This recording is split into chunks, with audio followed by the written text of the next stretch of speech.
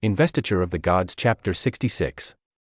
So let's start with the toughest part, the fate of Prince Yinzhao. It's tragic, but the narrative frames it as, well, necessary. He'd sworn to help Shiki, then broke that oath. Now he's cornered, basically, trapped by the immortals and Zhang Ziya's forces. And the scene itself, wow, Wu Wang, the guy who's supposed to be the righteous future king, he completely breaks down, rides down, gets off his horse, actually kneels on the ground, weeping. He's begging Ziya, begging the immortals, saying, my actions are causing this. This execution will be an everlasting stain on me. That's, real moral anguish. It really is. You see that clash perfectly. Leadership versus compassion. Wu Wang feels the human cost deeply, but like you said, it's bigger than him. Ziya and Randing Taoist, they can't back down. They reject his pleas multiple times. They say they have to obey heaven and accommodate the people. It's all about Tianshu destiny. Right, that unavoidable decree. Exactly. It doesn't matter how much the king cries or how understandable his feelings are. The whole investiture project demands this. Yinzhao broke his oath. He has to face the consequence. Destiny in this story just isn't something you can negotiate with. And the execution method itself is pretty stark. Wuji uses a plow. Brutal. But then here's the twist, right?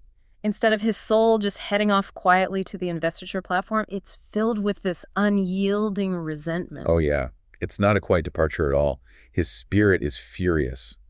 And it doesn't go where it's supposed to. It actively rushes towards Xiaogi, towards the enemy capital. So it's like an active force, not just a passive soul? Absolutely. It's like a malevolent entity disrupting the actual physical world. That resentment kicks off total chaos. The description of the wind it causes is intense. Dark skies, trees falling, rivers churning. It's like a curse made manifest. His fury hits the world. Wow. And it's so strong that even the spirit guide, King Fu Shen, has trouble. He needs the 100 Spirits banner just to try and steer the soul, but Yinzhao resists. That active refusal, that resentment, that's what powers the very next scene in Zhaoge. And the target is his father, King Zhao. This furious spirit basically causes the king to just pass out while he's partying in Lutai, drinking wine with Daji and the consorts. Peak decadence, right when disaster is literally blowing towards the palace. And the dream he has. This is the ultimate warning, isn't it? Yinzhao appears, but he's changed. 3 heads, 6 arms, terrifying. A symbol of power and maybe punishment, and he gives his father concrete advice. Govern well, appoint good ministers, and, crucially, hire a great general now. He flat out warns him. Ziya is coming east. You'll regret waiting. This is it, the absolute peak of Zhaoge's political rot. And Zhu's reaction is fascinating. He wakes up genuinely disturbed. He shouts, strange. He knows it was significant. But then, Daji. Daji, of course. She steps right in. Master manipulator. She takes this incredibly clear, divine warning about military and political survival and just dismisses it. Says it's basically just stress, a dream born from the heart. It appeals to his weakness, tells him he's just worrying too much. So instead of acting, she just relaxes, basically. It's amazing how she twists it. And it works because, deep down, maybe he wants an excuse.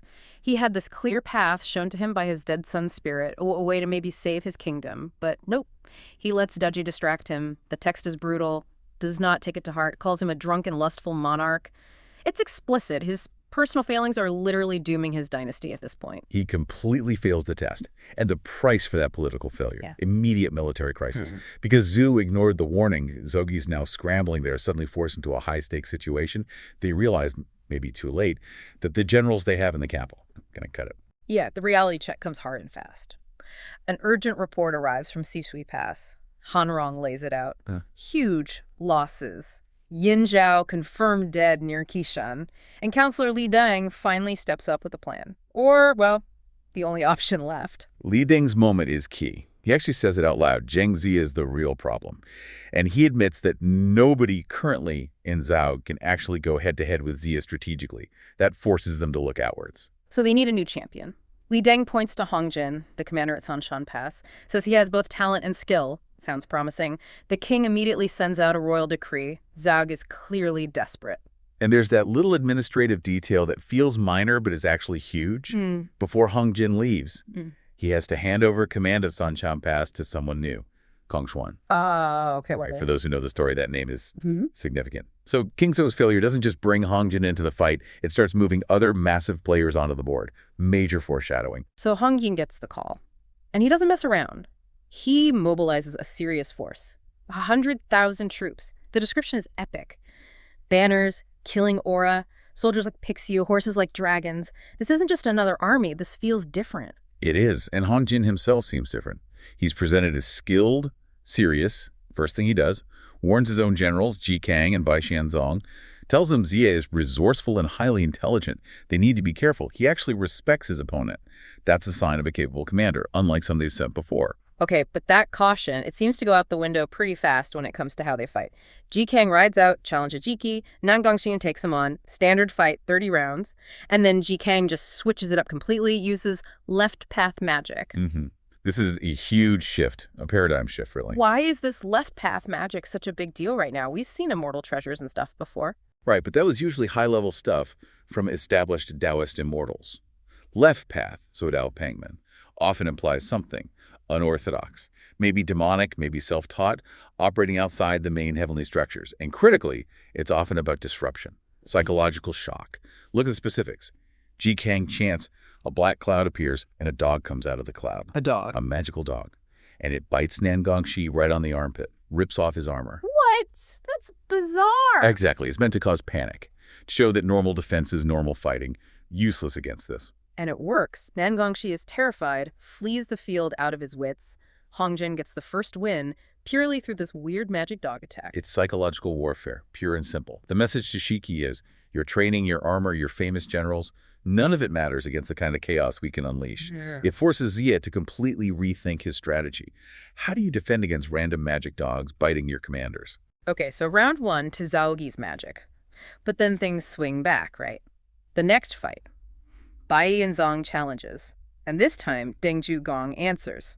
He's known as a skilled general. And he demonstrates why. Deng Zhugong brings it back to pure martial skill and tactics. The fight sounds intense, flashing spears, tiger versus dragon kind of energy. And he wins with tactics, right? Not magic. Precisely. He uses the classic technique, selling a flaw, feigning weakness. He lures Bai Xianzong into overextending, then strikes decisively, clean kill, puts Bai Xianzong's head on the wall. Okay, so it's 1-1 after the first two clashes with Hong Jin's forces. Magic won one, skill won the other. Hong Jin rides out. He's trying to turn the tide for Shang. Yeah. He is. And Jiang Xia, who's leading the Zhu forces both militarily and, crucially, spiritually, comes out to meet him. The text makes a point of describing Xia. How so? Well, he's in his Taoist robes, riding the four unlike, this mythical creature, and it specifically says his bearing has the quality of an emperor's master and minister. Ah, so right away it's signaling legitimacy. Zhu has heaven's backing, essentially. Pretty much. It frames the conflict before a single sword is swung. Then comes the verbal sparring, the politics. Hong Jin accuses them of rebellion. Standard stuff. Right, and Xia fires back, basically saying, look around, the mandate of heaven has shifted. He says 800 lords are with them, fighting a tyrant to save the people. He even offers Hong Jin a chance to switch sides. Which Hong Jin is obviously not going to take. Not a chance. He rejects it loudly. Diplomacy's over. Time to fight. And this is where the first Zhu hero steps up, Prince Ji Shuming. King Wen's son, right? Number 72, I think. That's him. And the text points out he's hot-tempered. Impulsive. And that doesn't usually end well in these stories. It doesn't here. They fight maybe 30, 40 rounds, a pretty standard duel. But then Hong Jin pulls out his magic. The flag gate. Yeah. He plants a black flag, does something with his knife, and boom, it becomes a gate right there on the battlefield. Wow. And Prince Shuming, being hot-tempered, chases him right into it. Big mistake. Why? What happens inside? It's an illusionary trap. Hong Jin can see perfectly fine inside this magical space. But Shuming is completely blinded, disoriented. Oh, man. Yeah. He basically runs right onto Hong Jin's knife, killed in one stroke. So the lesson is, don't charge into weird magic gates. Well, yes, but more deeply, it's about understanding the system you're fighting. Shuming's ignorance, his impulsiveness led him straight into a fatal information disadvantage. The gate weaponized his lack of knowledge. Exactly. It's not just hiding, it's disorientation. Deadly if you don't see it coming. Okay, so Prince Shuming is dead. That must have hit Zhu morale hard. It's definitely a major blow. But Hong Jin, probably feeling pretty good about himself, rides out again the next day challenging them. He likely expects another easy kill. But they send someone different this time. They do. Deng Shanyu. She's described as young, beautiful, wears gold armor. But she's known for her weapon, the 5 light stones. And crucially, she has some experience with sorcery. Ah, okay, so she might be wary. What does Hong Jin do? He goes straight for the same trick. Plants the black flag, creates the gate. The text says he thinks quick victory is key.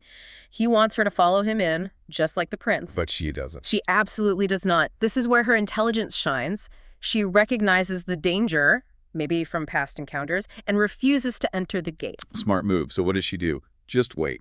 Nope. She counters. She takes one of her 5 light stones and just chucks it right into the illusionary gate where Hongjin disappeared.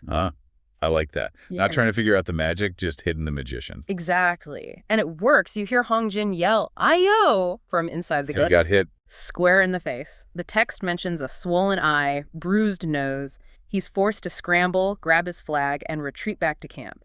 Needs medicine overnight. Okay, so that's a win, sort of. A stalemate, maybe. She drove him off. It's a tactical victory, for sure. It shows that you don't always need to understand the whole system to counter it. Sometimes, refusing to engage on its terms and finding a direct countermeasure is enough. Right. Her awareness, her faster knowledge about sorcery, let her sidestep the trap. But it didn't defeat the magic itself. Precisely, which leads us to the next day. Hongjin's back again, presumably healed and angry. And specifically calling out Deng Chanyu, this worries Jiang Ziya and others, like Chu Xingxin. They realize they haven't solved the core problem. They need a way to actually beat the flag gate magic. And this is where the bigger guns come in. Divine intervention. You got it. Longji Princess overhears the concern, and she steps up. Another female warrior stepping into the breach. Yes, but she comes with a different level of understanding. She immediately identifies the magic by name. Flag gate escape. And crucially, she explains the mechanics. What does she say? She confirms the black flag is the inner gate, but then she reveals the key. There's a white flag, a specific countermeasure, that acts as an external gate. Ah, so there's a built-in counter, like a master key. Sort of. It operates on a fundamental principle. Ziya is overjoyed, gives her this amazing horse, the 5-spotted peach blossom colt. So the duel begins again. Hongjin probably doesn't take her seriously at first. He mocks her, calls her a worthless woman. They fight briefly, maybe 3 or 4 passes with swords, and then, predictably, He pulls out the black flag. Yep, tries the same trick for the 3rd time. But Longji Princess is ready. She has the white flag. She does. She immediately plants her own white flag, which also creates a gate. She rides into her white gate. Okay, why does white beat black here? Is it just opposites? It's based on a core Taoist principle: mutual generation and conquest. Think 5 elements, that kind of thing. The white flag gate is designed according to these rules to specifically negate the black flag's magic. So it's like knowing the underlying code of the magic system. Exactly. Because she understands the principle, she's not disoriented inside. In fact, the counter magic allows her to appear instantly behind Hongjin within that space. Whoa. Total surprise attack. Complete tactical reversal. She wounds him with her phoenix flying sword, hits him right on the shoulder armor. His main weapon, his signature magic, is completely neutralized. He must have been shocked. His ace in the hole is useless. Utterly useless. Yeah. He realizes he's totally outmatched on a magical level, so what does he do? He runs. He runs, abandons the illusions, just tries to get away, flees north. And Longji Princess gives chase. She does. And as she's pursuing him, she actually reveals her identity. Daughter of the Queen Mother of the West, Yaoqi Jinmu, sent from the Celestial Realm specifically to help King Wu. So, confirming her divine status. This isn't just a skilled warrior. She's literally heaven sent. Right. And her skills cover more than just the flag gate.